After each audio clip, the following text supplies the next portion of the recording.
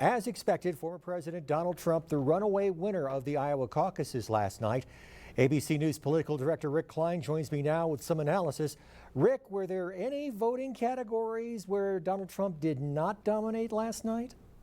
Yeah, great question. The short answer is no. He won cities, he won small towns, he won suburbs, he won rural areas, evangelical communities. He won 98 of the 99 counties, and the one he lost, a college-heavy county out in eastern Iowa, where University of Iowa is, he lost it by one vote. So this was a resounding victory across demographic groups, across income groups, across education levels. He certainly had areas of more strength than others, and there's places where DeSantis and Haley ran a little bit stronger. But bottom line is this was a blowout victory, and he walks away with a 30-point victory in a state that traditionally has been very close. Donald Trump lost it in 2016, and no one has ever won it by anything close to this. 13 points was kind of the record holder in a Republican caucus where you had more than one candidate on the ballot.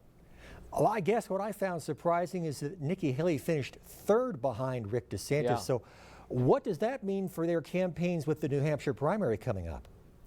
Well, the good news for Haley is that she's stronger in New Hampshire than she was in Iowa. And I think DeSantis needed the second place finish to make a credible case to voters and to his donors that he can soldier on.